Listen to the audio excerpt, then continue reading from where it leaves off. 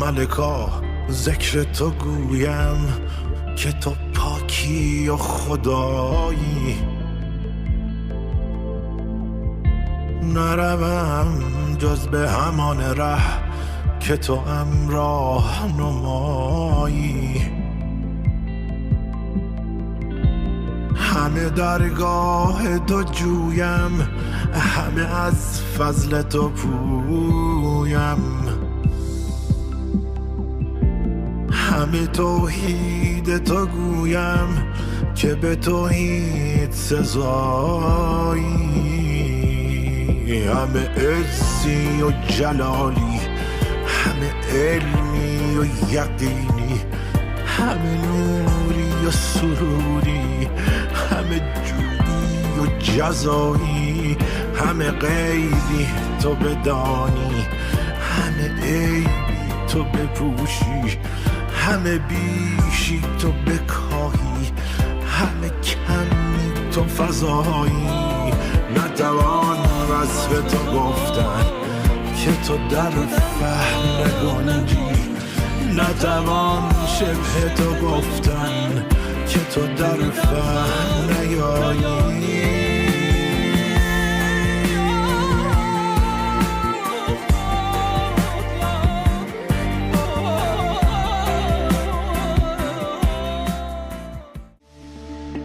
تجربه نزدیک به مرگ، پدیده‌ای به قدمت تشریف انسان در مهبط تن، حالتی که فرد به یک باره از کالبد برون می شود و پس از مشاهده فرازی از بیکرانه های عالم غیب به منزل جسم باز می گردد.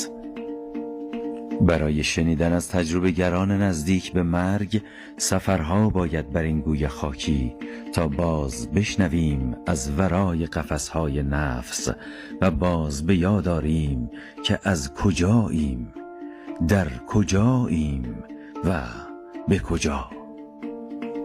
هم سخن این بار هم سفری است از میهن جان زنجیران که چشم براهیم تا بگوید از آن نگاهبان که شیشه جان را در بغل سنگ نگه می دارد. همو که پنجره های شب زده خانه هامان روشن است به پژداب نور مهربانیش.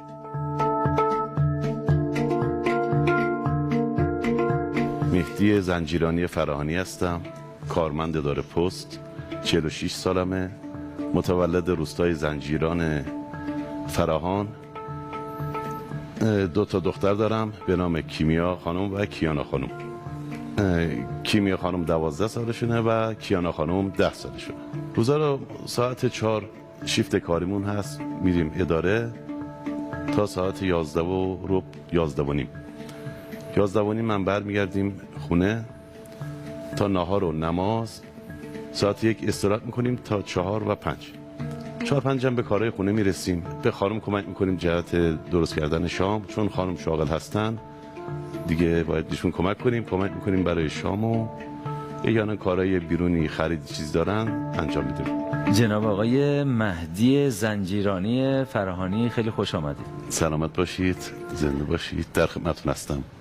خواهش میکنم. بفرمایید که چه اتفاقی افتاد؟ سال 1394 بود، برج 9. بله. من داشتم قبضای تلفن رو توزیع می‌کردم به اقتضای شغلم، چون من نامرسون بودم، به قول خودمون پستچی. طبق وظیفه صبح تا ظهر من نامرسونی کردم. هر 2 ماه 40 روز ما وظیفه داشتیم قبضای تلفن و قبضای همراه موبایل ها رو هم توزیع کنیم. الان جمع شده، اون زمان قبوز کاغذی بود. صبح تا ظهر نامه رو دادیم، رفتیم خونه استراحت، نهار، نماز، برگشتیم برای توزیع قبض ها. چون روزا کوتاه بود، برج 9 بود دیگه، روزا کوتاه بود، من گفتم سریع یه مقدار از این قبضا رو توزیع کنم، چون فردا اربعین امام حسین هست، فردا دیگه دغدغه نداشته باشیم که آی مثلا 500 تا قبضم موند، آی این محله موند. آره با خیلی راحت‌تر برم به مراسماتون برسم. بله. قبضا رو که داشتم توزیع کردم، احساس درد شدیدی از صبح داشتم، ولی به این شدت نبود، خفیف بود. احساس درد شدیدی تو بازوهام داشتم. آره. ولی من گفتم قبضایی که آوردم 500 تا 1500 تا حالا هر چقدر بود، اینا رو من تموم کنم برم. این درد هی میگرفت هی ول میکرد. آره میگرفت رها میکرد. سابقه داشت؟ نه همون روز بود. اولین بار بود. ما این قبضه رو توضیح کردیم و رفتیم خونه. اون شب من شام دعوت بودم خونه پدر خانم. چرا؟ چون من خانم و دخترام رفته بودن کربلا برای زیارت اربعین. دایی بنده اومد گفت که تماس گرفت، البته از اصفهان، گفت من دارم میرم کربلا، ولی به اندازه اینکه یه خانواده رو با خودم ببرم ندارم. اگر نهایت 1 یا 2 نفر مثلا میتونم با خودم. خب من چون 2 تا بچه داشتم، به مهدی گفتیم شما برو. مهدی گفت من به خاطر مشغله کاری اصلا نمیتونم، خیلی اوضاع کارم شلوغه، و من با 2 تا دختر رفتم. مادر خانمم زحمت کشیده بود، آش درست کرده بود، آش پشت پا. بچه‌هاش رفته بودن کربلا، آش پخته بودن، روز دوم بود، آش پخته بودم. زنگ زدم آقمیتی بیا اینجا ارامیایی، بیا سرکار، بیا اینجا آش بخور. گفت که باشه. آمد دیدم همچه نالونه. گفتم دلت تنگ شده برای بچه‌ها؟ گفت که نه الان میام. بچه‌هاشو گفته بود، منم خب گفته بود باید میرفتم اونجا. من رفتم دوش گرفتم، نماز خوندم و دردم داشتم. این درد منتهی میگرفت، شدید میشد، بعد رها میکرد، دیگه هیچ دردی نداشتم. سوار موتورم شدم رفتم خونه مادر خانم. رفتیم خونه نشستیم و اونجا که نشستیم این درد دیدم بیشتر از بعد از ظهر و بیشتر از غروب داره اذیت میکنه. درد میره زیر گلو، سینه و پشتم میزنه و خیلی هم شدید شد. دیدم اومد و هم دم حال وایستاد و این دستا داره تاب میده. چجور؟ من شروع کردم دستامو تکون دادن. مادر خانم گفت چرا مثلا دستو تکون میدی، بیقراری؟ گفتم والا از بعد از ظهر درد شدیدی گرفته. آره. گفت سرما خوردی، صبر کن الان برای چای نبات میارم حالت خوب میشه. چون مادر خانمم اصفهانی هم رسم دارن معمولا با چای نبات پذیرایی میکنن. ایشون 1 لیوان خیلی بزرگ چای نبات درست کرد آورد برای ما. هدف ایشون، نیتشون خوبی بود. خلاصه چای رو ما جاتون خالی چای نبات رو خوردیم و چای نبات خوردن همانا و بدن آتیش گرفتن همانا. آره. درد به شدت رفت بالا، طوری که من عرق کردم و احساس کردم نفسم به سختی داره میره میاد. بعد برادر خانومم با جناقم گفتن انگار حالت خوب نیست. گفتم آره این سری دیگه واقعا حالم خوب نیست، چون من قبلا دردی چیزی، سردردی، دست دردی چیزی زیاد توجه نمی‌کردم، ولی این درد قابل تحمل نبود. آره. گفتم پاشو برو دفترچه بیمه‌تو بیار بریم دکتر، حالا یه دکتر ببینه ضرر نداره. گفتیم اگه سینه‌ت درد میکنه با دستت احتمال اینه که قلبت هم بهش فشار اومده باشه. راهی که نیست که برو دفترچه بیمه‌تو برده بیا با موتور با هم بریم بیمارستان شهید بهشتی نشون میدیم. اگه چیزی نبود که برمیگردیم میایم. من بالا شدم سوار موتور شدم و رفتم خونه. چون ما خونمون زیر زمین هست یه 10-12 تا پله داره. رفتم پایین از خونه دفترچه بیمه رو برداشتم و این پله ها رو برگشتم اومدم بالا. بالای پله ها دیدم این درد خیلی داره شدید میشه، حتی شدیدتر از خونه مادر خانم. حالا بیمارستان نزدیک بود، بیمارستان شهید بهشتی تقریبا 2 تا کوچه از ما فاصله داشت. من سوار موتور شدم و خودم رسوندم جلو بیمارستان. رفت و بعد مثل اینکه حالش بدتر شده بود دیگه خونه نیومد که ما با هم بریم بیمارستان. از همونجا خودش را رسونده بود به بیمارستان و موتور جلوی بیمارستان پارک کردم. درد کاملا افتاد. گفتم خب من الکی اومدم، بعد چی اومدم بیمارستان؟ یه سیگاری اونجا روشن کردم و کشیدم و همون عامل، همون رفیقی که عامل این درد رو دوباره بله دوباره بعد از چای نبات اینم خودم اضافه کردم. آقا نکشید، آقا سیگار رو نکشید، اینجوری میشه. خب بعد گفتم خب تا اینجا اومدم بذار برم خودم یه دکتر نشون بدم دیگه، با خیال راحت برم به مهمونیم برسم. و فردا هم که اربعین ما شبم هیئت داشتیم، یعنی بعد از شام بنوت برم هیئت خودمون، هیئت عزاداران حضرت زینب تو قم، و برم اونجا شرکت کنم. از جلوی بیمارستان تا جلوی اورژانس یه سربالایی هست. من این سربالایی رو که رفتم بالا اونجا دیگه درد امونمو برید، انگار روغن داغ ریختن سینه و دستو داره میسوزه. نگاه کردم دیدم نه بدن سالمه ولی این درد هست و به شدت هم عرق کردم. رفتم پذیرش، گفتم آقا من حالم خوب نیست، یه ویزیت بدید من برم پیش دکتر. یه ویزیت دادن و من رفتم جلو مطب دکتر تو درمانگاه بیمارستان شهید بهشتی. دیدم یه 7-8 نفری نشستن این ور اون ور. دیگه این درد از بس که فشار آورد من به حالت دلا گفتم ببخشید آقای من درد دارم نمیتونم تحمل کنم و وارد مطب شدم. بله این بنده خودم دیدم من حالم خوب نیست، اعتراض نکردم. وارد مطب که شدم آقای دکتر گفت چی شده جوان؟ گفتم آقای دکتر به شدت دستام، سینه و پشتم خیلی درد میکنه. گفت به خاطر این حرکت کردی؟ گفتم بله. بشین. نشستم فشارمو گرفت 20. گفت همراهت کیه؟ گفتم کسی ندارم تنها اومدم. 20. بله 20 بود. یه قرص زیر زبونی داد به من. یه آقای رو صدا کرد، اگه اشتباه نکنم آقای غفاری بود، چون 8 سال گذشته از اون ماجرا دیگه یادم نیست. آقای غفاری بله. حالا اگرم اسمشون نیست ما اسم مستعارشون رو میگیم که انشالله که خودشون باشه. ایشونو سریع با ویلچر ببرید قسمت تریاژ و هات. بله. من گفتم نه خودم میرم. گفت نه بشین رو ویلچر. منو نشوندن رو ویلچر رو خجالت میکشیدم. گفتم دست پا دارم، من با ویلچر روم نمیشد. منو بردن تریاژ ورودی هات هست که بیمارای هات اونجا بستری میکنن. دکتر تریاژ فشار رو گرفتن 22. آره. سریع داد زدن که ببرید قسمت هات 2. منو بردن با ویلچر رو هات 2. گفتم میتونه بری رو تخت؟ گفتم بله. با هزار زحمت رفتم رو تخت دراز کشیدم. از شانس خوب من و به لطف خود اول البته خانم دکتر ایرانی رات، دکتر متخصص قلب هم اونجا داشتن مریضاشون رو ویزیت میکردن. خلاصه به اطلاعشون رسوندن که ایشون یه حالت گویا سکته قلبی داره. ایشون اومد سریع دستور داد لباسی من دیگه دکمه رو باز نکردن، چون زمستونم بود. خب 2-3 که من لباس داشتم دستور داد برید، یعنی پاره کردم. خانم دکتر اومد و نوار قلب سریع و فشار رو گفت سریع بره سی سی یو بستری شه. یادمه یک مش قرصم این بغل دستی من پرستار ریخت تو دهن من. آره. بعد خانم دکتر دستور داد سریع ببریدش سی سی یو. من گفتم خانم دکتر من مهمونی دعوتم، آره یه آمپولی چیزی بزنین دردم میفته.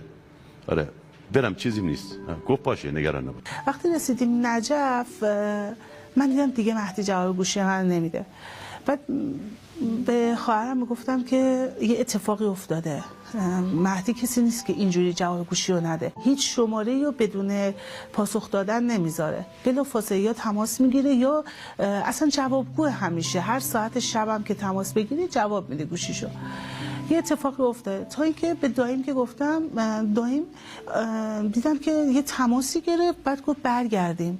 گفتم چرا؟ ما خیلی التماسش کردیم تو خدا برنگردیم، مثلا ما دوست داریم، تازه رسیدیم، اولین باره من بچه‌هامو میارم کربلا، چون خودمون رفته بودیم، ما ماه عسلمون رفته بودیم کربلا. بعد ولی خب بچه‌ها رو نبرده بودم. خیلی هم ذوق داشتم که از اینکه حالا بچه‌ها رو دارم میبرم، خیلی اصلا حس خوبی بود.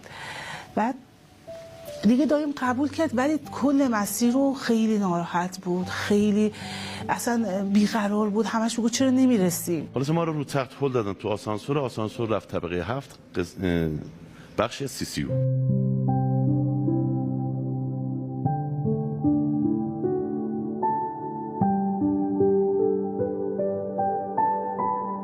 من هنوز نمیدونم این سکته و حمله قلبی چجوریه. آره درد دارم به شدت. منو بردن آخر سی سی یو، اگه اشتباه نکنم تخت 6 بود. آره اونجا 2-3 تا از این خدماتی ها و پرستارا کمک کردن منو گذاشتن رو تخت سی سی یو. این تختی که منو آورده بودن اینم فرستادن بیرون و یه خدماتی بنده خدا اومد این لباسی منو داشت باز میکرد یا مثلا بخواد شیف کنه که این سیما راحت بچسبه. به من گفت همراهت کیه؟ گفتم والا همراه ندارم، من جایی مهمونم، خونه مادر خانومم، باید برم اونجا. گفت نگران نباش الان حالت خوب میکنیم. خانم دکتر ایرانی رات اومدن بالا، 2-3 نفرم اومدن دور تخت منو گرفتن. این یادمه. بعد ایشون با هم اصطلاح پزشکی صحبت میکردن. آره یه آقای پرستاری بود یادش بخیر، بازنشسته شده رفته، اینجوری که من پرسیدم، آقای غلامی. ایشون بسیار آدم خوش اخلاق و روحیه میداد. میگفت نگران نباش، میری شامت هم میخوری، صبحانت هم میخوری، آره نگران نباش حالت خوب میشه. بعد این فشاری که میگرفتن اینا با هم اصطلاحات پزشکی صحبت میکردن، من متوجه نمیشدم. درد همچنان داشت اضافه میشد، همچنان. گفتم آقای دکتر، من نمیدونستم آقای غلامی اون زمان دکتره یا پرستاره. گفتم آقای دکتر این یه جوری این درد رو بنازید، آره من راحت بشم، مثلا شامم نخواستم برم. آره. گفت الان حالت خوب میشه، حالت خوب میشه. و گفت همراهت کیه؟ گفتم کسی همراهم نیست، ولی دوست من، همداتی من تو این بیمارستان کارشناس پرستاره، سوپروایزر بهش میگن و تو این طبقه هفتم هم هست. آره. اسمش چیه؟ گفتم آقای مهدی روشناییه و همکارتونه. گفتم خب باش. بعد این درد هی شدید شد. من حتی اینو شنیدم که آقای غلامی گفت دستگاه شوک رو آماده کنید. آره. کد 99 هم اعلام کنید. آره. بعد کد 99 واسه اینم شنیدم که کد 99 رو اعلام کنید.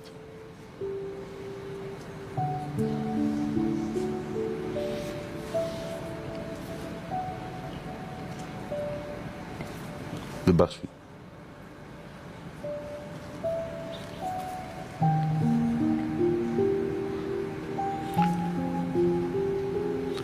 کد 99 رو اعلام کنید.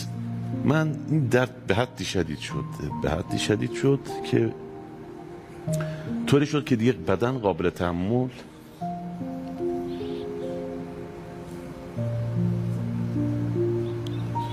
نبود. بدن دیگه تحمل این درد رو نداشت. من این درد که از حد گذشت، یه صدای صوتی شنیدم، صدای صوت خیلی ضعیفی با گوشام شنیدم. بله. صدای صوت همراه با صحبت‌های پرسنل بود. اولش این کد 99 رو هم اعلام کنید و شنیدم، بعد دیگه حرفا نامفهوم شد. این صوت رو میتونید بگید چه جور صوتی بود؟ صوتی که میرید برای شنوایی سنجی یه صوتایی تو گوش آدم پخش میکنن ممتد. بله. این صحبتایی که داشتم میشنیدم دیگه نامفهوم بود. یه صدای مثلا صوت کم شد. نه، اول صداها رو شنیدم. اول صداها آره. کم شد. نامفهوم شد دیگه، فقط یه صوت میشنیدم. تو این هنگام صدای صوت هم شنیدم. آره. زیاد بود، بعد کم شد. یک لحظه سکوت مطلق.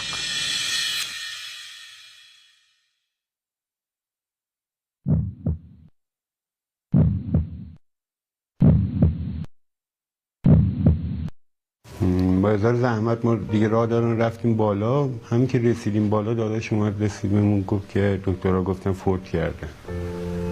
این چی برامون شوکه کننده بود یه دفعه همچین خبری رو بشنویم، چون یه ساعت قبلش دیده بودیمش. هیچی دیگه. علیرضا رفته بود دیده بود که آره تموم کرد دیگه. آقا مهدی تموم کرده بود، گفتن دیگه تموم کرد و اینا. زده بود تو سر خودش به اون پسرم گفته بود که خاک عالم به سرمون شد، چیز آقا مهدی تموم کرد. زنگ زد به من گفت که مهدی اینطوریه و خودتو برسون. ما رسیدیم اونجا دیدیم که برادرزنمون داره میگه، زد تو سرش و گفت که مهدی از بین رفت، فوت کرد. هیچی اصلا، نه دیدم نه شنیدم، هیچی. نه دیدار نه شنیدار. هیچی. یک لحظه سکوت مطلق، نمیدونم چقدر طول کشید. آره. سکوت مطلق یعنی همراه با تاریکی؟ بله، تاریکی و سکوت مطلق. هیچی دیگه متوجه نشدم. بعد احساس کردم فضا عوض شد، درد ندارم، بالا هستم به صورت کجا؟ بالا کجا؟ بالا گوشه.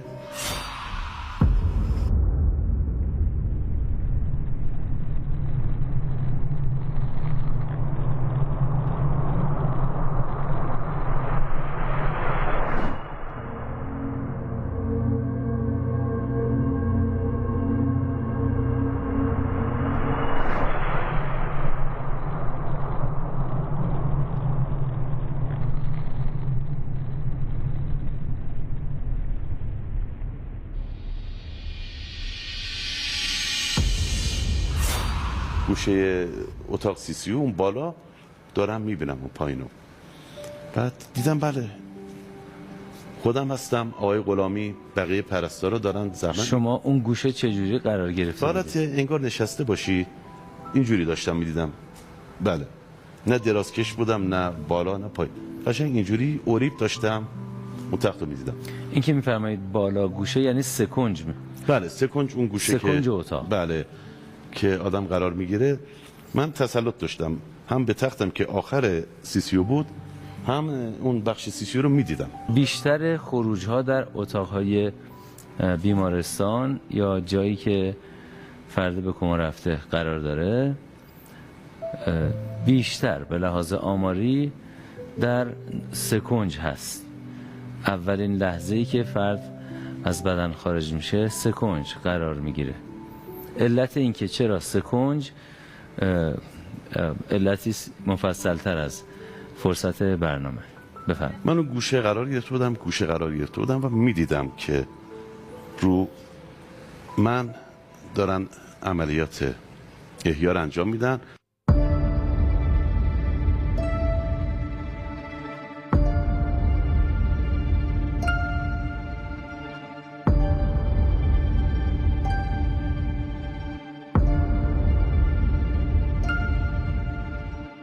نه تنها اون، من کل اون اتاق اون بخش رو هم میدیدم. من که اون کسی که بالا هست. اونجا میدیدین من بود؟ خیر، اون یه زمانی جزئی از من بود، وسیله‌ای بود برای این من. احساس شما بود اونجا؟ بله. حس می‌کردید این قبلا جزء من بود؟ بله، اینی که من الان این گوشه هستم این منم. بله. اون یه وسیله‌ای بود برای من. بله. من وقتی که داشتم دیدم ترس؟ بله، ترس اصلا نه، ترسی نه، تعجبی، هیچی. نگرانی؟ خیلی عادی. بله خیلی عادی. تنها اتفاقی که افتاده بود یکی جابجا شده بودید و یکی بله. اینکه درد تمام شده درد بود. اصلا داشتم و خیلی هم سبک شده بودم. سبکی، بیدردی و نه ترسی نه تعجبی؟ نه هیچی. بله. و خیلی عادی برام. چرا عادی؟ مگه شما چند بار این براتون اتفاق افتاده بود؟ نمیدونم چرا. اولین بار بود ولی نمیدونم چرا عادی. چرا عادی بود؟ چرا عادی؟ نه ترسی نه وحشتی. چرا من 2 تا شدم؟ نه خیلی عادی. بعد اون بالا داشتم نگاه می‌کردم، دیدم برادر خانمم و پرستار، 2 تا پرستار هدایت میکنم بیرون. آره. در صورتی که اون موقع که من رو تخت بودم برادر خانمی نبود و ایشونو هدایت کردن رفت بیرون و من پشت درم میدیدم. پشت در منظور داخل، قسمت داخل اتاق سیسی رو میدیدم. ایشون هدایت کردن رفت اون طرف در. بله. اونجا رو دیگه من ندیدم. بعد دیدم آقای مهدی. اسم ایشون چی هست برادر خانم؟ آقای علیرضا رفیعی هستن، برادر خانم بزرگی هستن که بله نفر اول از خانواده ایشون اومده بودن. بله. ایشون که رفت بیرون من دیدم دوست خودم آقای مهدی روشنایی که سرپرستار یا به قول خودمون کارشناسی پرستار بود تو بیمارستان، ایشون هم داره کمک میکنه، منتها با لباس شخصی. پرستارا معمولا خب یه روپوشی دارن، لباس کاری دارن، ولی آقا مهدی یه کت تک پوشیده، کت سرمه‌ای یادمه، و داره کمک میکنه. آخرای شیفت بود که متوجه شدم که یکی از دوستای قدیمیمون کم ولایتیم بود و از دوستای سابق بود، به علت زای قلبی یعنی بستری شدن و انتقال به CCU دیدمشون. پرسیدم چی شده؟ گفتن که درد قفس سینه داشته و عرضم حضورتون که دکتر گفته احتمالاً سکته قلبی کردی. بنده میگم چون آخر شیفت بود و مسئول بخش بودم، گفتم که من بخش تحویل بدم، میام خدمتتون. بخش تحویل دادم، لباس عوض کردم که اگه قرار شد طول بکشه این تایمشون به کار دیگه هم برسم. با لباس شخصی بودم که وارد CCU شدم که ایشونو دیدم تخت، فکر کنم تخت 6 بود. کد 99 وقتی اعلام میشه برای یک بیمار، معناش این هست که قلب از حرکت ایستاده و در مدتی که کد 99 اعلام شده کادر درمان در حال تلاش هستند که فرد برگرده، قلب به تپش یا ضربان دوباره برگرده. خب در این حالت هست که آقای فراهانی گزارش میکنه برای دوستشون آقای روشنی و برای ما که آقای روشنی با لباس شخصی سرمه‌ای آمد و چه کرد و گزارش هم توسط آقای روشنی تایید میشه. روشنایی. خب آقا مهدی روشنایی روشنایی بله. میبخشید من درست تلفظ نکردم. منتها ایشون داره کمک میکنه و با این آقای غلامی با اون خانمای پرستار با اصطلاحات پزشکی با هم صحبت میکنن. بله. بعد ایشون هم که دیدم از قدیم ما هم ولایتی هستیم، دوست هستیم، تقریبا هم سن و سالیم، اصلا ذوق نکردم، خوشحال نشم که مهدی اومده داره به من کمک میکنه. من همچنان بالا دارم اینا رو میبینم.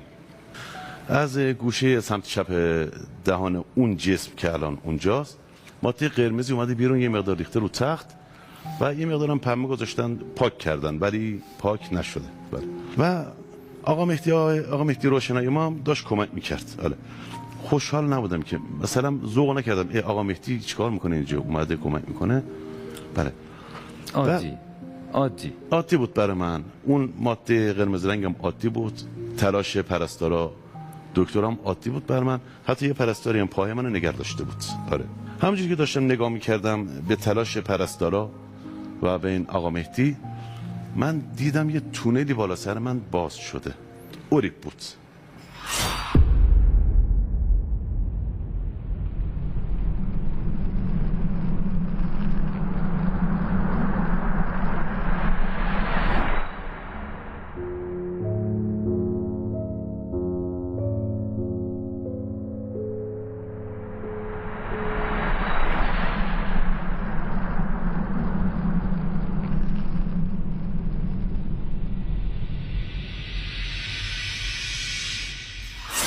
به این صورت حالا نمیدونم من قبل از اینکه بیام اونجا باز شده بود یا وقتی که من رسیدم باز شده بود.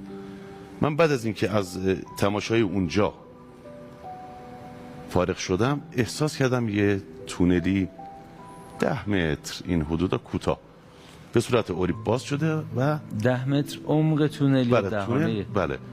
نه عمق تونل استوانه شکل بود. اون جایی که من قرار داشتم من تقریبا احساس میکردم حالت نشسته هستم. آره. 1 متر بود، انتهای تونل نیم متر و نور خیلی سفید و قشنگی انتهای تونل دیده میشد.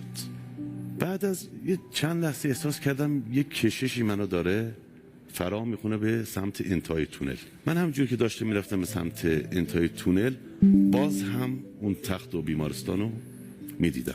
این دیدن چطوری بود؟ از توی دیواره تونل میدیدید؟ یعنی دیواره تونل شفافه میبینید یا نه؟ یک نگاه متفاوتیه، از توی دیواره نیست. یه نگاه متفاوت بود. اینجوری که من میرفتم سمت تونل، این تونل هم گویا جمع میشد. آره جمع میشد. بعد یه ادامه تونل من باقی مونده تونل رو نمیدیدم. من دارم میرم سمت تونل، اون انتهای تونل داره بزرگتر میشه. من رسیدم انتهای تونل. انتهای تونل یعنی وسط تونل قرار گرفتم، وسط اون نور. آره. همونطور که بالای سر بودن و مشاهده اینها برای شما عادی بود. بله. تعجبی نداشتید؟ آیا این تونل هم برای شما عادی بود یا نه؟ این تونل برای شما تازگی، تعجب، شگفتی داشت؟ کاملا عادی بود. آره. اونم عادی بود. کاملا. بله. من وسط نور قرار گرفتم. حالا سمت راست من اتاق CCU، تخت اون تنه، سمت چپ من یه فضایی بعد از نور دیده میشه، فضایی بسیار سرسبز، خیلی قشنگ، یعنی از شمال ما هم قشنگتر بود این فضایی که من میدیدم. باز هم تعجب نکردم. این نیروی کششی که عرض کردم خدمتتون که منو کشید به سمت انتهای تونل، اونجا هم داشت عمل میکرد. منو کشید سمت اون فضای سبز و خیلی زیبا. بله. اینجا من از اون نور که رد شدم بیمارستان دیگه تمام شد.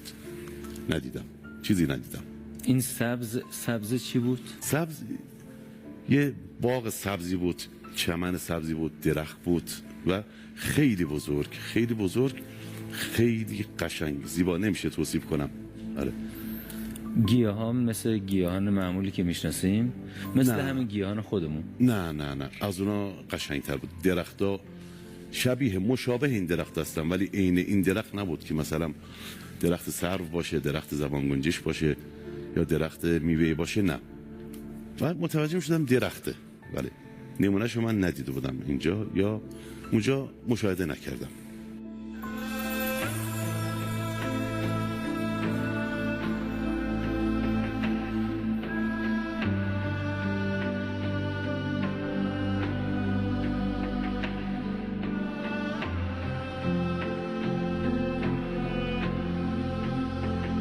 اون فضایی که عرض میکنم به صورت محدب، بله من این بالا اومدم پایین، بله اومدم پایین به حالت با قوس. بله قوس شدید نبود. مثلا اینجایی که من این تونل تموم شد و بیمارستان تموم شد، بالاتر از وسط اون باغ بودم و اون طرف باغ هم بالاتر از این وسط بود، به حالت قوس بود. بله اون نیروی کششی منو کشید سمت باغ، بله به حالت سر خوردن، نه پیاده رفتن نه دویدن، به حالت لیز خوردن، سر خوردن. افقی یادمه، احساس میکنم افقی بود. دریافتای شما چی بود؟ دریافتای احساسی شما صدایی بود، بویی بود، لامس نسیمی بود؟ پای شما چیزی رو حس میکرد؟ من بدن نمیدیدم، فقط نگاه بود. با اینکه بدن نداشتین ولی احساس میکردین؟ بله نسیم، یه نسیم خیلی دلنوازی من احساس کردم اونجا. اون من بی بدن نسیم رو احساس میکرد، با اینکه من دستم و پامو نمیدیدم، فقط نگاه بود و میرفتم به سمت جلو. من وقتی مثلا دستم رو میخواستم بزنم روی تنه درخت یا این سبزه، دست من میشد جزئی از تنه درخت، جزء اون میشد. آره یعنی من دستم میذاشتم رو تنه درخت، میدیدم که این دست من یه تیکه است، فقط از این اطرافش که خود تکون میدادم مشخص میشه این دست منه. همینجوری که من با این احساس نسیم دلنواز و چجوری بخوام تعریف کنم زمینیشو نمیتونم بگم، خیلی لذت بخش، به جلو که میرفتم اون دور دور دیدم یه شخصی نشسته. هنوز متوجه نیستم این آقاست، خانومه، بچه است، بزرگه، ولی دیدم یکی نشسته اونجا، یه زیلوی یه فرشی هم زیرش داره، خیلی آشنا میاد به چشم من. به حالت پیاده روی یا چیز نبود، سر خوردن بگم چجوری بگم، پرواز بود. آره رفتم سمتشون، به نظرم یه محبتی چیزی منو جذب میکرد که آره ایشون منو کشید سمت خودش. رفتم نزدیکشم، مادر بزرگمه، کنار درختی بود و زمین هم مثل چمن سرسبز، سبزش هم خیلی چشم نواز و زیبا.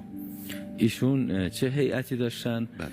پوشش، سن و سال؟ بله سن و سالی که فوت کرده بودن همون سن و سالشون بود. پوشش روسری بود که من از کربلا برده بودم خدمتشون و موقع دفن هم با همون روسری دفن کردیم، اون سرش بود.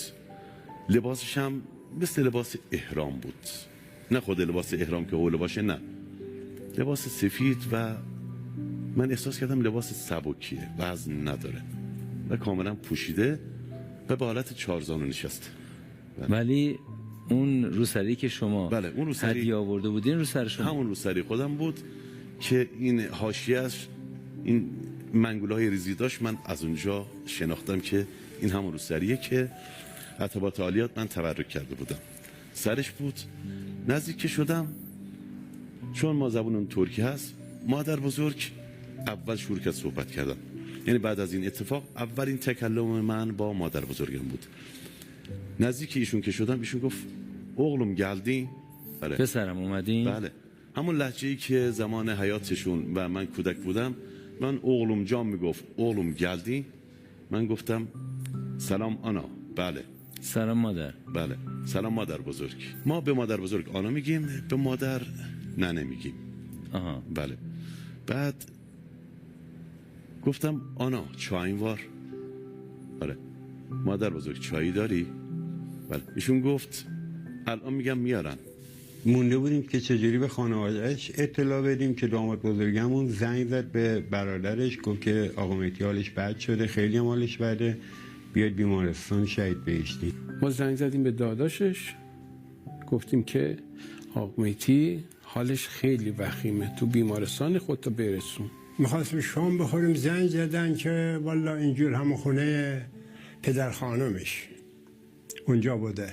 زنگ زدن که مریض شد و بردن بیمارستان، حالش خرابه، رفته نمیدونم آیسیوی کومای چی اونجا. سرشونو به سمت چپ برگردوندن که بگم برای من چای بیارم. برگشت صورتشو برگردوند، قشنگ این من دماغش این خاراش قشنگ یادمه دیدم.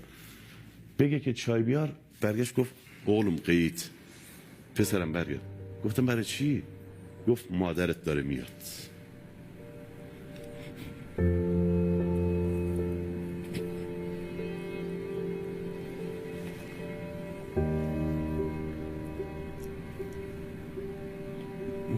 ببخشید.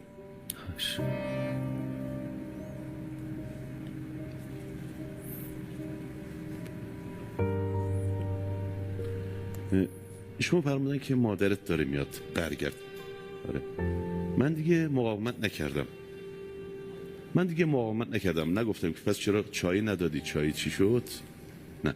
حالا چرا چای من اینو عرض کنم خدمتتون، چون هم من هم مادر بزرگ هم تمام اقوام و عمو و عموزادا چای خور هستیم، یعنی چای خیلی دوست داریم. و زمان بچگی که من پیش ایشون بودم با مادر بزرگ مخفیانه چای درست میکردیم میخوردیم، یا مثلا خیلی چای دوست داشتیم. من احساس میکنم به خاطر اون زمانی که در حیاتشون چای میخوردیم اینجا هم من چای خواستم ازشون. آره. من همچین برداشتی دارم میکنم. مادر بزرگ فرمود که برگرد مادر داره میاد. یه قدرتی که منو آورده بود، همون قدرتی که بود منو به عقب کشوند. آره. کشوند، از مادر بزرگ دورتر شدم. ایشون همین که گفتن مادر داره میاد بله. یعنی مادر جناب عالی. بله. مادر داره میاد برگرد. بله. شما کشیده شدید به سمت عقب. به سمت عقب. بله. همون راهی که اومدید و برگشت. بله. خب oğlum جان قید نننگلی. نننگلی. بله. بعد من فاصله گرفتم با اون کششی که داشت منو به پشت سر عقب میروند. مادر بزرگ یه مادر به من نگاه کرد و بعد مشغول دوک رسیدن شد. آره. و شما از مادر بزرگ دور و دورتر شد. توجهتون هم به ایشون بود. بله به ایشون. بله. خب حالا نمیدونم منتظر چایی بودم چی بود یا دلم براش تنگ شده بود، توجه هم به مادر بزرگ بود. من با عقب که کشیده شدم این نوری منو احاطه کرد. این نور سفید بود و خیلی روشن. احساس میکنم نورای سبزی هم بین اینا بود. بله. یعنی اینی که الان میفرمایید با اون تونل اول شکل و رنگش متفاوت بود؟ نه همون نور بود. همون نور بود. سفید و سبز. سفیدش بیشتر بود. به این نور که رسیدم من یه لحظه احساس کردم سنگین شدم. فضا دوباره عوض شد. دیدم بیمارستانم. چشمم باز کردم بیمارستانم، همون دکترها، پرستارا، از دو طرف فشار و خلاصه چشمم که باز کردم. حالا دیگه از توی حدقه چشم. بله دیگه من وارد این تن شدم، یعنی من به این تن ملحق شدم یا به تعبیر خودم به اون وسیله اضافه شدم. حالا دیگه پنجره نگاه شما حدقه چشم. بله حدقه چشم زمینیه. بله. بعد آقا مهدی روشنایی، همون که پرستار عرض کردم که با لباس شخصی بود، من چشمو باز کردم دیدم همون بیمارستان و همون تخت و همون بخش CCU. آقای غلامی که اولش عرض کردم خدمتتون پرستاری بود که روحیه میداد، ایشون گفت مادرت داره میاد. آره خودتو سرحال نشون بده. آره مادرت داره خیلی بیقراری میکنه. من یه مقدار سر آوردم که دیدم بله مادر داره میاد، به شدت داره شیون و ناله میکنه از در ورودی CCU و یکی دو تا پرستار خانم هم زیر بغلشون رو گرفتن و دارن میارنشون. مادر اومد نزدیکتر و حالا نمیدونم خدایی بود، لطف خدا بود، من دردم کمتر شد. آره راحت صحبت کرد. اومد گفت به زبان ترکی با مادر صحبت میکنیم. اومد گفت Mehdi oğlum meriz olmuşay. میگه گفتش که پسرم مریض شدی؟ گفتم yok nenem biraz halim var değil. نگران olma, narahat olma. نگران نباش. ناراحت نباش. یه مقدار حالم خوب نیست، نگران نباش. آره. گفت پس این رنگ چیه اینجا ریخته؟ رنگی که از گوشی لب من رفته بود. گفت خونه این رنگ خونه چیه؟ آقای غلامی گفت نه خون نیست، ما دارو ریختیم دهنش. آره این دارو یه کمی ریخته زمین، نه ترس خون نیست. آره. خلاصه من یه مقدار با مادر صحبت کردم که نگران نباش، یه مقدار درد داشتم، الانم آروم شده، شما برو من میام خونه. مادر شما نسبت به اینکه شما طوری بشین خیلی حساسن؟ بسیار زیاد.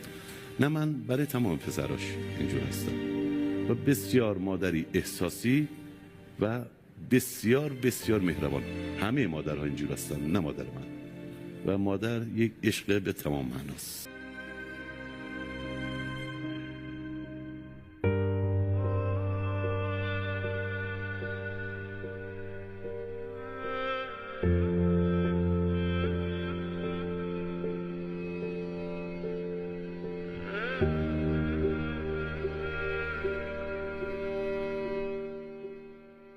با همون حالت ایشون رو راهنمایی کردن، خانم پرستارا گرفتن زیر بغلش و رفت بیرون. و من رسیدم برادر خانومم روبروی من وایستاده. آره علی چطوری؟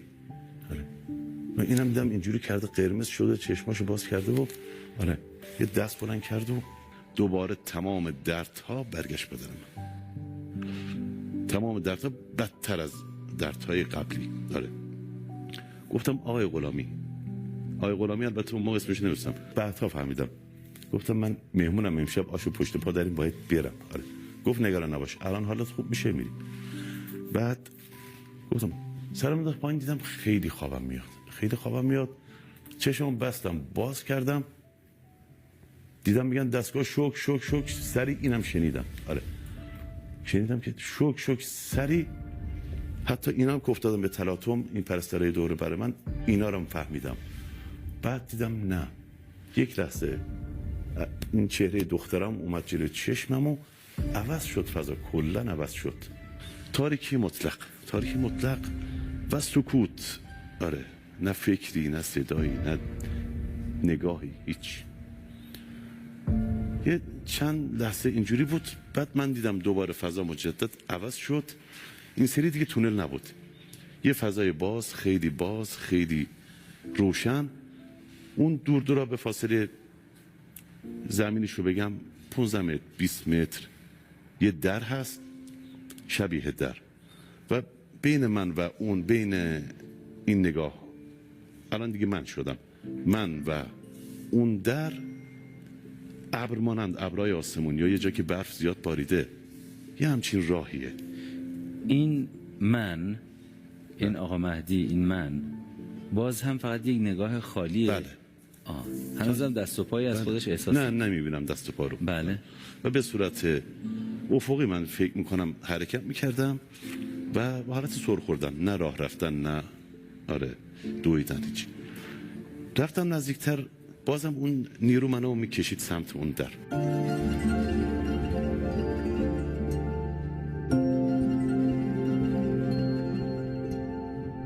محیط چطور بود؟ محیط در و دیوار نبود، باز بود، سفید بود.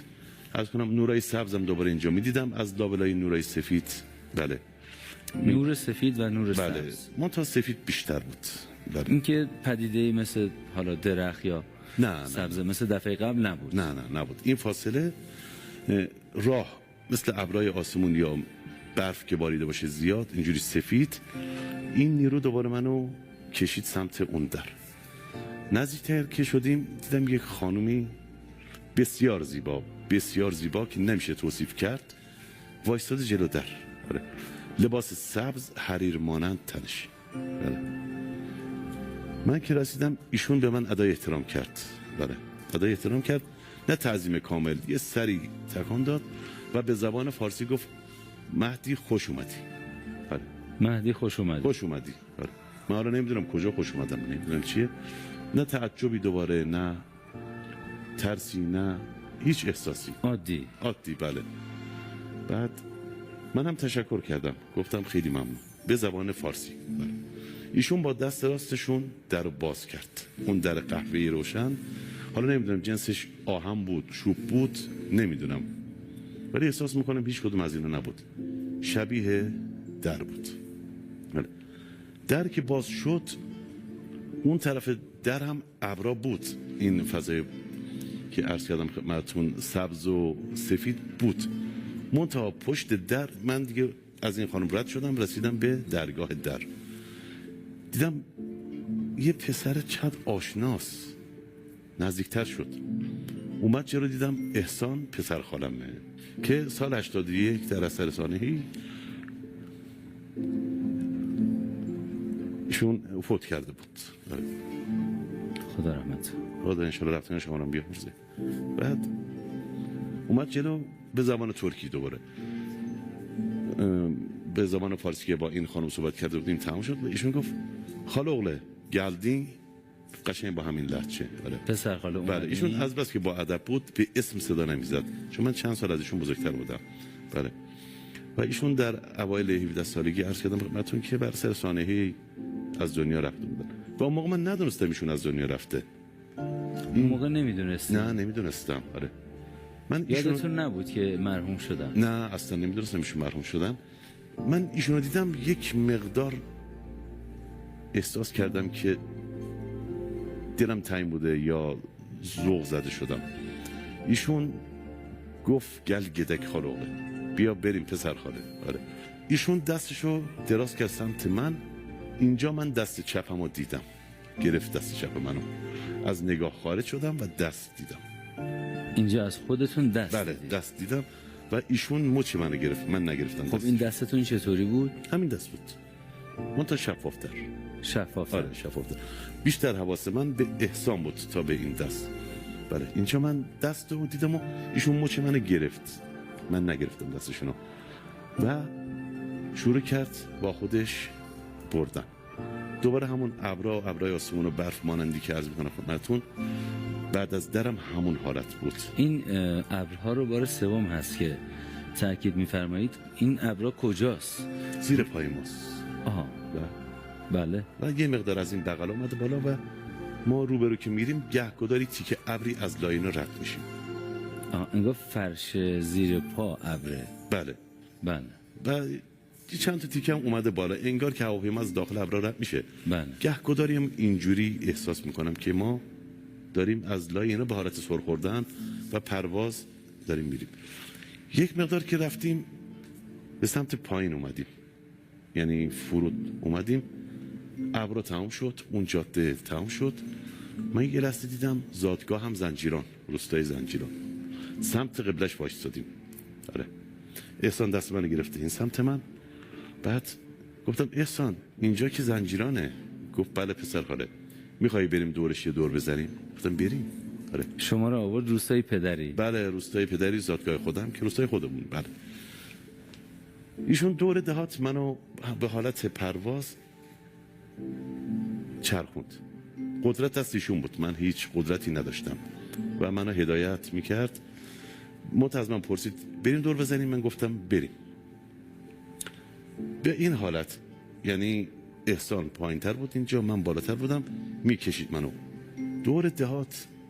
دور زدیم و اومدیم جای قبلی. آره. جای قبلی یعنی کجا؟ همون جایی که اول که بعد از اون ابر فرود اومده بودیم سمت قبله دهاتمون بود. بله. آره. گفتم احسان بریم داخل دهات بگردیم. گفت اتفاقا اومدیم که بریم اونجا رو بگردیم. آره. خوشحال ما رفتیم وارد دهات شدیم. ایشون یا شما؟ هر دوتون. بله. خوشحال وارد دهات شدیم و هنوز هم دست منو داره میکشه. من فقط یه دست چپ از خودم میبینم و باز هم بیشتر حواسم به آقا احسان خدا بیامرزه. گفتم بریم داخل دهات بگردیم. گفت اتفاقا اومدیم برای همین که بریم داخل دهات رو بگردیم. بعد از اینکه دور زدیم اومدیم، دور زدم عرض کردم به حالت سر خوردن و همون حرکتی که از اول بود، نه راه رفتنی بود نه چیزی. رفتیم کوچه خودمون، همون کوچه‌ای که من به دنیا اومدم، بین مسجد و در خونمون قرار گرفتیم.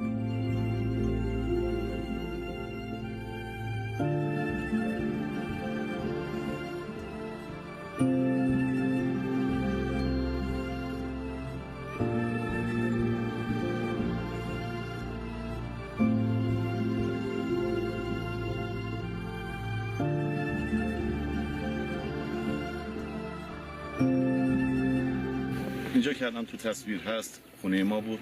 اون دیوار که الان پنجره‌اش مشخص زادگاه منه. خونه پدر بزرگم این پایین بود. این قسمت ما اینجا زندگی میکردیم. این درخت که اینجا میبینید اینو بابام کاشته، ما بچه بودیم و چاه آب اون هم بغل این درخت بود.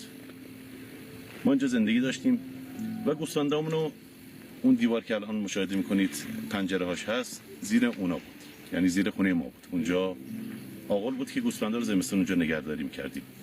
اینجا دیوار بود، همسایه داشتیم، همسایه چپ و راست زندگی میکردن. اینجا در ورودی خونمون بود. بر من جالب بود. دهات عوض شده ولی من اون دهات قدیمی رو دارم میبینم، شعبه نفتمون رو دارم میبینم، در صورت که الان شعبه نفت تخریب شده.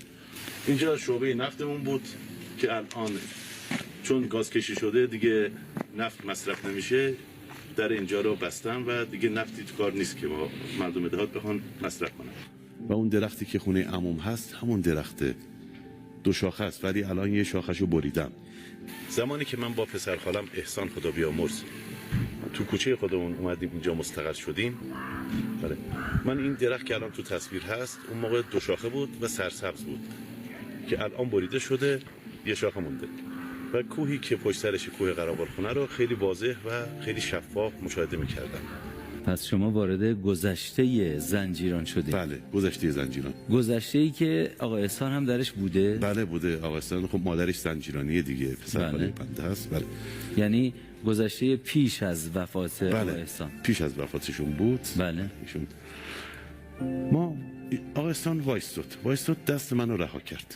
ایشون که دست منو رها کرد ثابت شد، نه حرکتی. چی ثابت شد؟ احسان ثابت شد. آره. ثابت شد؟ یعنی دیگه بدون حرکت، بدون صحبت. ارتباطش هم با شما قطع شد؟ بله، ارتباطش هم قطع شد. آره. بعد ایشون که ثابت شد من دیدم جلوی دیده من این نگاه یه نوار فیلم مانندی، بگم چجوری توصیف کنم که بینندگان عزیزمون متوجه بشن، یه صحنه‌ای داره پخش میشه. آره. زمینی بگم مثل نوار فیلم داره پخش میشه، من مشاهده میکنم. حالا دیگه حواسم به احسان نیست دیگه، میدونم این اینجا وایستاده پیش من هست و میدونم که ثابت شده. بله ثابت شده و حواسم رفت به این فیلم. 8 سالگی خودم رو تو این فیلم دیدم. اینجا دیگه جسمو اون زمان که همون اندازه بودم و چهره خودم رو دیدم. نگاه منم حالا دیگه ثابت شده، فقط میبینه این صحنه رو. زنموی بابام پیرزنی بود، سکته کرده بود و یک طرف بدنش فلج شده بود، لمس شد، با عصا را میرفت. ایشون مرحوم شدن؟ بله ایشون هم مرحوم شدن. خدا سال 67 68 خدا بیامرزه. خدا انشالله رفتن شما بیامرزه. ایشون وقتی که تو کوچه را میرفت صدای عصاشون رو من میشناختم. اون موقع من شاید 9 سال یا 10 سالم بود. آره. میدویدم کوچه که دست ایشونو بگیرم، این دستی که سالمه، این دستی که عصا رو گرفته، من دست معلولش رو بگیرم کمک کنم این چند قدم راه بره.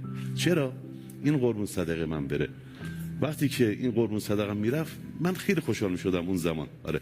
و این زنمو خدا بیامرز رو، زنموی بابام رو بردم، به این شوق و خوشحالی و حس من اضافه شد. این صحنه هم تمام شد. من احساس میکنم اینا زود رد میشد ولی من قشنگ واضح میدیدم، طبیعی میدیدمش.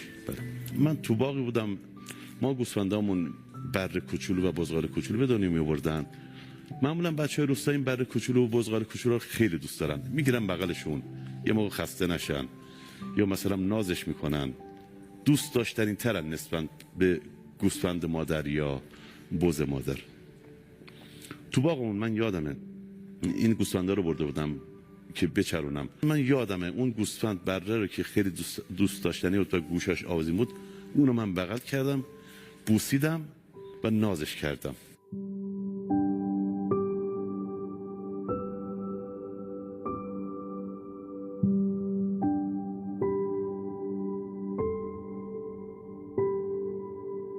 دوباره به این شوق و ذوق من افزوده شد.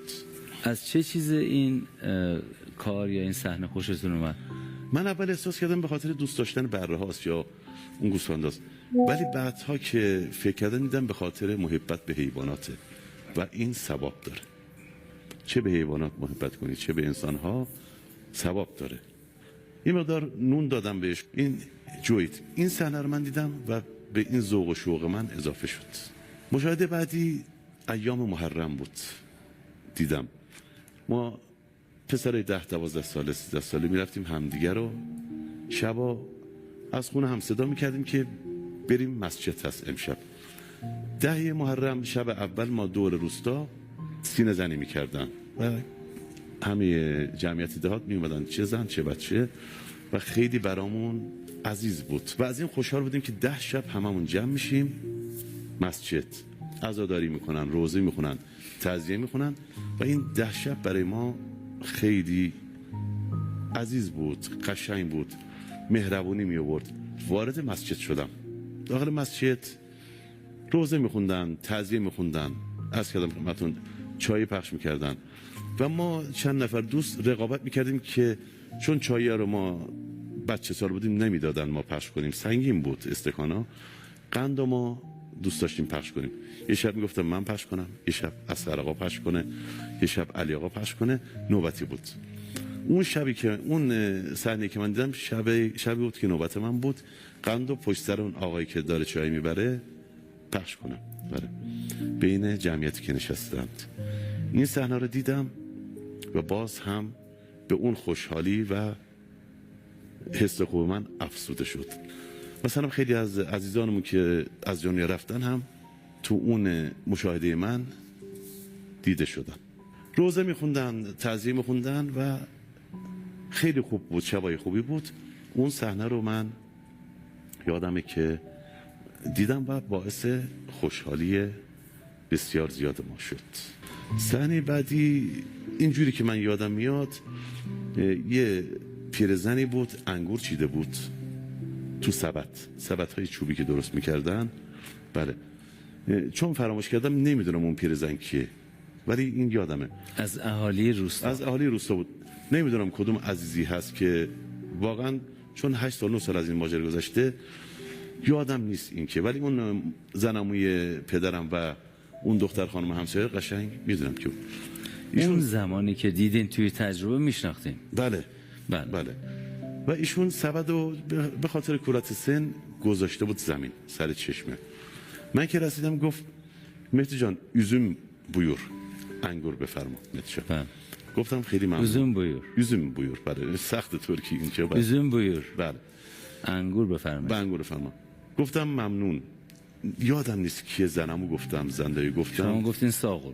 بله ساغل یمشم ممنون، چون همه اون زمان انگور داشتیم دیگه، این همسایه داشت اون همسایه داشت هم انگور داشتیم.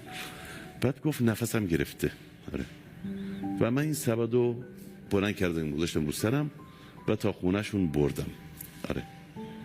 اینو دوباره از روبرو میدیدم و بردم رسوندم دم خونهشون و پسرشون بود گویا یا همسرشون بود، اومد سبدو برداشت برد. این صحنه متاسفانه یادم رفته یا نمیدونم اون زمان چجوری دیدم که الان واضح نمیتونم خدمتتون عرض کنم. این کمک کردن به این خانم رو هم دیدین و بله و حس و حالتون و بیشتر شد. یه حالتی که به خودمونی بگم حالت قنج رفتن شد برای من. دلتون قنج میرفت از اینکه چون این کارهای خوبی انجام دادید. میدیدم. بعد تموم شد صحنه ها، احسان حرکت کرد پسر خالم. از حالت ثابت خارج شد. بله خارج شد، دوباره دست راست منو گرفت گفت پسر خاله oğlu گدک دور ورک گدک بریم دور بزنیم بریم. و دوباره برعکس همونجوری که دور زده بودیم دور روستا دور زدیم و اومدیم سمت قبله‌ای که نشسته بودیم، از اونجا دوباره به سمت بالا سر خوردیم یا پرواز کردیم. پر که نداشتیم، به حالت اوریپ رفتیم بالاتر و اون ابرها شروع شد. یه مقدار که رفتیم وارد یه صحنه خیلی جالبی شدیم. دیگه زنجیران نبود، آره روستامون نبود. این صحنه رو من دیدم چقدر آشناست. آره چجوری بود صحنه؟ جمعیت زیاد، یه خیابونه جمعیت زیاد، یه خونه گنبدی شکل خیلی نورانی این سمته و یه خونه گنبدی شکل اون سمته. ما از این سمت خونه گنبدی شکل که کوچیک‌تر نسبت به اون یکی وارد شدیم و جمعیت هم زیاد، خیلی زیاد، زن مرد بچه و نمیشناسم همه رو، فقط سیر جمعیت میبینم. اون خونه کوچیک‌تر اصلا گفت بریم اول اینجا سلام بدیم اجازه بگیریم بریم خونه بزرگه. آره. خیلی آشنا میاد اینجا بر من.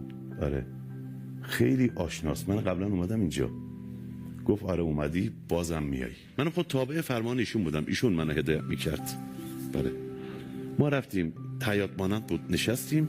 اون روبرو اتاق بود، گنبدی شکل بود، اینجوری توصیف کنم. نور خیلی قشنگی میومد بیرون. اینم عرض نکردم خدمتتون که اون محبتی که ما وارد شدیم نور بود، سر تا سر نور بود، ولی نور این اتاق بیشتر از این نور فضا بود. آره ادای احترام کردیم به اون خونه، سرخم کردیم، یادم ادای احترام کردیم. یک خانه نورانی، بله، در یک محیط نورانی. این خانه نورانی تر هست. بله. بعد احسان گفت بریم اون یکی خانه که بزرگتره. ما از اونجا به حالت پرواز دوباره بلند شدیم، از روی این خیابون روی سر جمعیت رفتیم حیاط اون یکی خونه.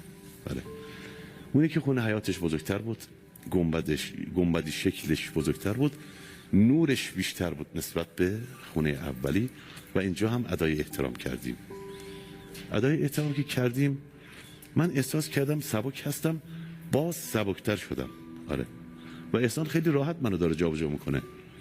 طبیعتا من چون اون موقع 38 سال داشتم و احسان خدا بیامرز 17 سال داشت، من از لحاظ قدرت بدنی باید قوی تر ازشون باشم، ولی اونجا نه، ایشون قدرتش از من بیشتره.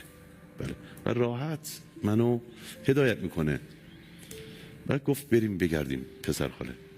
ما شروع کردیم. ما از اون خونه که برگشتیم جمعیت کم شده بود، تک و توکی نشسته بودن، 5 نفره 10 نفره صحبت میکردن و یه چشمه رد میشد، گهگداری دستشونو میکردن از این چشمه آب میخوردن. ما رفتیم این طرف باغ سبزه، هر طرف نگاه میکنی باغ سبزه. منتها بین این دوتا خونه یه جوب یا چشمه بزرگی هست و یه پلی هم اونجا هست. ما این 3 طرف سبزه ها رو رفتیم گشتیم، کامل رفتیم گشتیم و بسیار هم لذت بردیم از این منظره. اون حالت قنج و ذوق زیاد من دارم. اینجا هم که اومدم سبکتر شدم، اصلا یه وضعی نمیشه توصیف کرد. آره با زبان بدن نمیشه توصیف کرد. خیلی حالت خوب و خیلی جذاب و قشنگی بود. آره اون چشمه رو گشتیم، اون درخت رو رفتیم گشتیم، این برو گشتیم اومدیم. جالب این است این اهالی که اونجا بودن منو میشناختن ولی من نمیشناختم. به من سلام میدادن، خوش آمدگویی میکردن، بله اسممو صدا میکردن. منم از احسان نمیپرسیدم اینا کیان، آره نمیدونم چرا نپرسیدم. ما روبروی اون دوتا خانه وایستادیم، بین این دوتا خانه که خیابون بود که عرض کردم خدمتتون و یه جوب پهنی بین ما و اونا بود.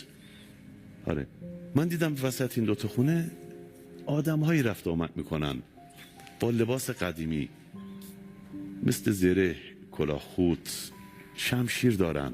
آره از این خونه میرن به اون خونه، از اون خونه میان به این خونه، یا دوتایی میان با هم صحبت میکنن برمیگردن میرن، یا از هم رد میشن میرن و خیلی شادن، خیلی شادن. چهرهشون بر من مات بود، مبهوم بود. نمیدونستم پیر جوونه چه شکلیه، ولی میدونستم آدم هستن. آره لباسشون هم تشخیص میدادم، ابروشون چه شکلیه، صورتشون چه شکلیه، محاسنشون چه شکلیه، قابل تشخیص نبود. چهره قابل تشخیص نبود به هیچ عنوان. بعد دیدم اونا از آدمایی که این برترن خوشحالترن و پر جنب و جوشتر. یه چیز آهن مانندی بود دستشون، شمشیر تیز میکنن، سپر صیقل میدن به قول ما و چه جوری بگم دارن آماده یه کاری میشن.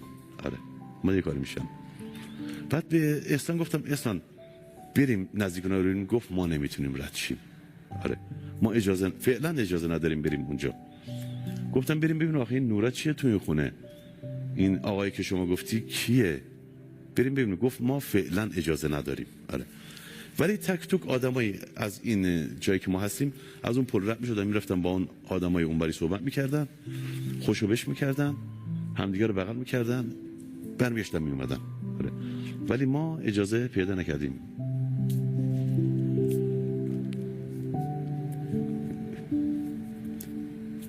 بریم اونور، به ما اجازه ندادن. من احساس کردم یک روز ما اونجا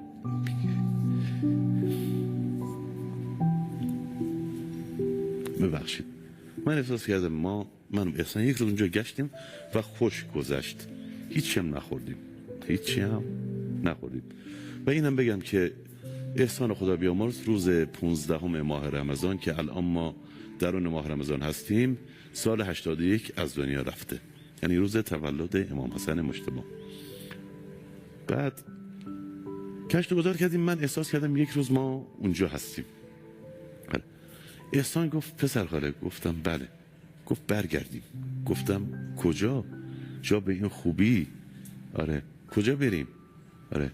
گفت نه برگردیم، خاله اینا منتظرتن، بعد خانم تینا منتظرتن، بچه ها منتظرتن. من اصلا نمیدونستم خانم دارم، بچه دارم، مادر دارم. اینقدر اینجا خوش میگذشت، هم دلم قنج رفته بود، هم اینجا سبکتر شده بودم. منتها چه کنم که قدرت احسان از من بیشتر بود و دست راست من این سری گرفت و هدایت کرد به سمت مسیری که اومده بودیم. و من نگاه میکردم به این دوتا خونه، به اون جمعیت و به اون آدم ها، دور و دورتر و دورتر میشدیم تا اینکه دوباره همون ابرا ظاهر شد و اون منظره زیبا محو شد، اون باغای زیبا محو شد. بله اینم عرض نکردم خدمتتون. ما اونجا که داشتیم سیر و سیاحت میکردیم، اون دور یه فضای تاریکی بود، خیلی تاریکی مطلق. من به احسان گفتم احسان بریم ببینیم اون تاریکی چی اونجا. گفت اونجا اصلا نمیتونیم بریم. آره اونجا اصلا به ما ربطی نداره، ما اینجا میتونیم بچرخیم. نمیدونم چرا نذاش. اون تاریکی چی بود؟ تاریکی مطلق، اون دورا بود. خلاصه احسان ما رو نبرد اونجا که بگردیم یا ببینیم چی هست. بله. اومدیم، اون منظری زیبا ناپدید شد، ابرا شروع شد و همون در قهوه‌ای دوباره مشاهده شد. آره مشاهده شد. اون دری که خانمی با لباس سبز بله در باز کردن و خوش آمد گفتن. بله. ما الان جلوی در هستیم. بله. اون خانم من پشت در دیده بودم، از اون مسیری که اومده بودم. بله. رفتیم نزدیک در و احسان گفت برو پسر خاله. گفتم بابا اینجا خوب بود، کجا برم؟ چرا خوب بود؟ چون از بس که احساس خوبی داشتم، سبک شده بودم و اون منظرهای زیبایی که تو زنجیران دیده بودم بسیار شاد بودم و دوست نداشتم برگردم. احسان در رو باز کرد. بله با دست چپش دست راست منو گرفته بود، با دست راست در رو باز کرد و منو هدایت کرد بیرون. قدرتش زیاد بود، من نتونستم مقاومت کنم. بله. در رو رد کرد اونور. این غم شما برای چی؟ احسان نمیدونم چرا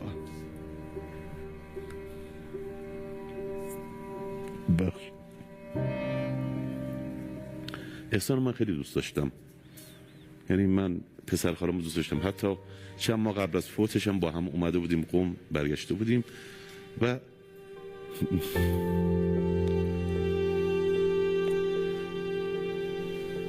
ببخشید من به احسان بدی نکرده بودم، ولی ایشون منو هدایت کرد بیرون به بهونه اینکه مادرت منتظرت، خاله‌ها منتظرن، بچه‌ها منتظرن.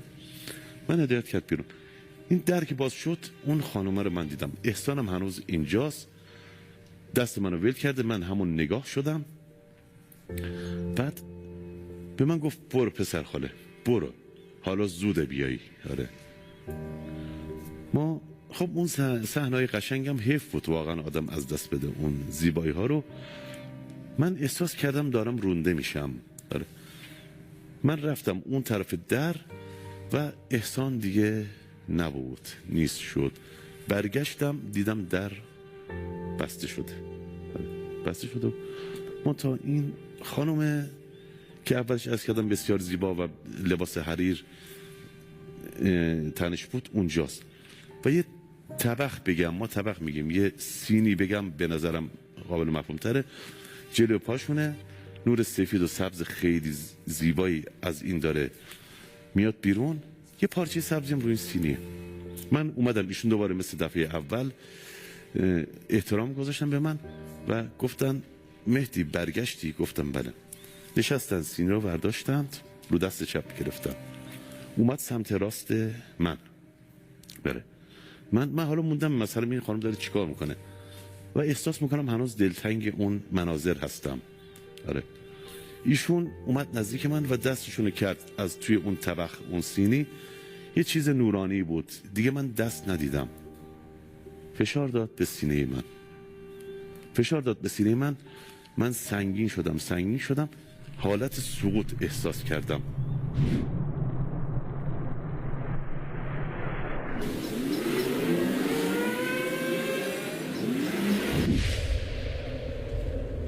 با خواستم بیفتم، چشمامو باز کردم، دیدم بیمارستانه. آره.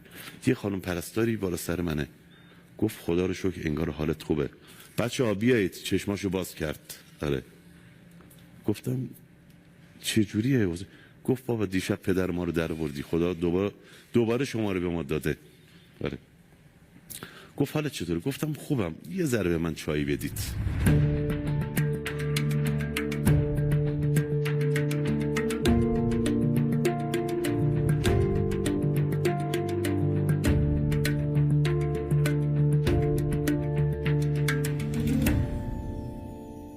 چای آوردن به من. این 2-3 تا پرستار خانم و آقای اومدن و ابراز خوشحالی کردن. گفتن خدا به مادرت رحم کرد، به بچه‌هات رحم کرد، خلاصه به فک فامیلت رحم کرد. آره، خطر رفع شد، نگران نباش، دیگه خوب میشی. ظهر شده بود نشده بود، دیدم دوست عزیزم آقای محمد ایمانی که ما از دوران سربازی دوست 26 ساله هستیم، ایشون تشریف آوردن ملاقات با پیراهن مشکی. گفتم محمد چرا مشکی پوشیدی؟ گفت مگه نمیدونی حاجی امروز 40. و وقتی کلمه 40 رو گفت حواسم جمع شد. خانم بچه‌ام کربلان.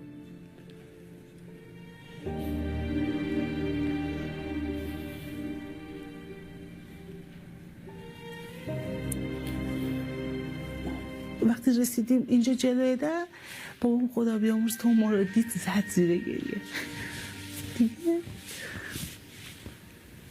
دیگه زد زیر گریه. گفتم بابا چی شده؟ گفت هیچی بابا، دلم تنگ شده بود براتون. دیگه ما رو بغل کردیم اومدیم تو، رسیدیم گفت که شاید سکته کرده، الان توی CCU. وقتی رفتیم CCU دیگه مثل که مهدی خیلی بیقراری بود کرده. یعنی کلا رفتیم اونجا، پرستار آقای غلامی بود فکر کنم، گفت که خانم کجایی؟ شاید از بس به ما گفت زن و بچه من نرسیدن، زن و بچه من نیومدن. تقریبا بکنم 1 هفته گذشته بود. ببخشید من آش پشت پا میخواستم برم بخورم، نرفتم کربلا و هوش و حواسم برگشت. بفهمیدم که سکته حاد قلبی کرده بودم و به لطف خدا، حالا نمیدونم به خاطر دعای مادر اقوام، و برگشتم به تن و الان 8 ساله برگشتم به این دنیا. خدا حفظتون کنه. سلامت باشید. و تجربه شما از تاریکی شروع شد. وقتی که زنگ در گوش شما پیچید همه جا تاریک شد و در روشنایی تجربه شما تمام شد در سرزمینی نورانی که 2 خانه نورانی بود، نورانی تر از محیط. بله. شما از تاریکی به روشنایی رسیدید. روایت شما، همینطور برنامه ما و گفت و شنود ما با شما، و قسم میخورم به صبح هنگامی که تنفس میکند، نفس صبح که الان ما درش هستیم، که زیباترین قسمت این روایت برای بنده شخصا قسمتی بود که مادر بزرگ گفت برگرد به بدن که مادر داره میاد. بله. یه لحظه، و شما فقط برای آرامش مادر لحظه‌ای به بدن برگشتید. بله.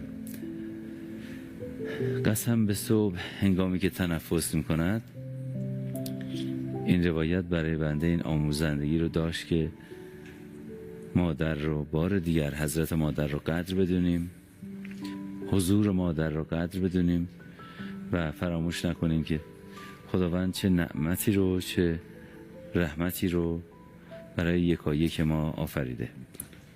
خیلی خوش آمدید از اینکه سر این قرار حاضر شدید. قدردانم، منت به سر بنده گذاشتید، میزبان ما بودید. اجازه میخوام قرار دیگری با هم بگذاریم. جناب زنجیرانی، قراری زیباتر در جایی که زنجیرهای زمین شکسته باشد و پای ما گیر زنجیران زمین نباشد، آن سوی این قفس‌ها و قفسه‌ها، بیرون از این قفس‌ها، در جایی که از اون تاریکی‌ها دور باشد و همانطور که آقا احسان فرمایش کردن، در جایی که اون تاریکی‌ها به ما ربطی نداشته باشه، در سرزمین‌های نورانی جایی باشیم با هم. دفعه بعد انشالله جایی هم دیگر رو ملاقات کنیم که بین دو خانه نورانی همراه با آنها که سپر دارند و شمشیر صیقل میدهند برای دفاع از حق و حقیقت نور، اونجا با هم ملاقات کنیم انشالله. الهی فکر میکنم راهش این باشه که تلاش کنیم گفتارمون، رفتارمون، زندگانی ما در اینجا به شیوه درست رقم بخوره تا بتونیم سر چنین قراری برسیم انشالله. شما هم تلاش بفرمایید تا در چنین قرارگاه نورانی، در چنان قرارگاه نورانی به چنین قرار نورانی برسیم. بیقراریم تا وقت قرار. و در پایان سلام و نور مهربانی خداوند بر شما تابنده تر از همیشه. ملکا ذکر تو گویم که تو پاکی و خدایی، نروم جز به همان ره که تو امراه نمایی. همه درگاه تو جویم، همه از فضل تو پویم، همه توحید تو گویم که به توحید سزایی. نتوان وصف تو گفتن که تو در فهم نگنجی، نتوان شبه تو گفتن که تو در وهم نیایی. نبودین خلق تو بودی، نبود خلق تو باشی، نه به جنبی نه به گردی، نه به کاهی نه فضایی. همه عزی و جلالی، همه علمی و یقینی، همه نوری و سروری، همه جودی و جزایی. نتوان وصف تو گفتن که تو در فهم نگنجی، نتوان شبه تو گفتن که تو در وهم نیایی. نتوان وصف تو گفتن که تو در فهم نگنجی، نتوان شبه تو گفتن که تو در وهم نیایی.